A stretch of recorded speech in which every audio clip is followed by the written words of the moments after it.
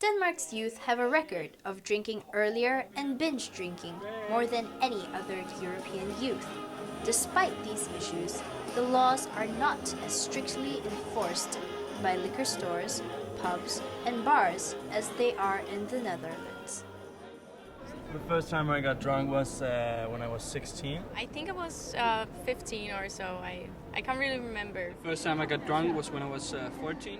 I think I was 15 the first time. I was really drunk as well, but I tried drinking a lot of times before then. I was probably like 14 or 15, 8th grade, and we were on the beach, and I think we bought it in a kiosk, fairly easy.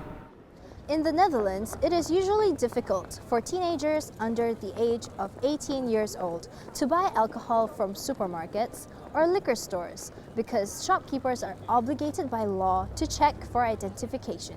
However, in Denmark, this law is seldom enforced, despite having a lower drinking age.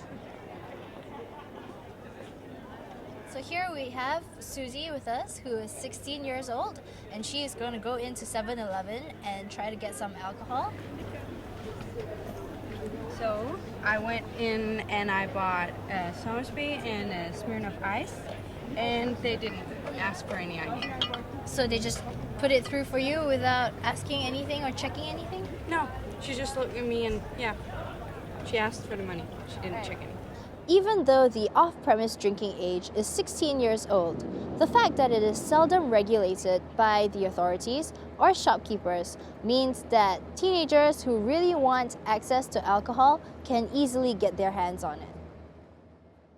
Pernilla Benson has written a thesis focusing on alcohol intake among adolescents. Characteristics of the Danish youth is that they drink a lot, and they drink in a manner where they drink to drunkenness. Some is Thursday, Friday, Saturday, Sunday, and it's really drunk. So around 14, 15, 8th, 9th grade will be where the most students start to drink. They do not think whether or not they have to drink. They think more about when to drink. I think in school, 7th grade, we did a test, some of my friends and we went to 5 different kiosks, and we could buy alcohol at 4 out of 5 of them, and that was in 7th grade when we were 13. The supermarkets and the shops were not enforcing it. They thought that it was very a kind of rude to ask about age, but it's much better today. But we still have some liquor stores who doesn't, small shops especially, and we do not have any. It's not like they're punished that much. I don't know the right word, sorry, but they're still far away from if you compare to Netherlands.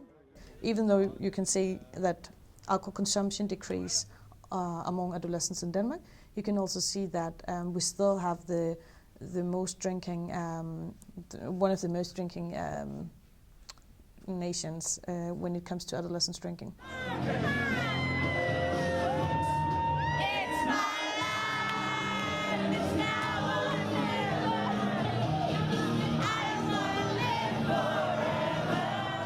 I think the problem is that there's only one way to be young in Denmark. That's the way that you drink a lot. And that's not freedom, right? Although the creation and amendment of drinking laws are in the hands of the national parliament, Nina works to reduce youth drinking in Denmark through prevention and campaigning. There's been kind of like a norm in parenting here in Denmark saying that it's a good thing that you learn your kid, your child to drink, so that it's safe. You learn it at home. It's kind of safe.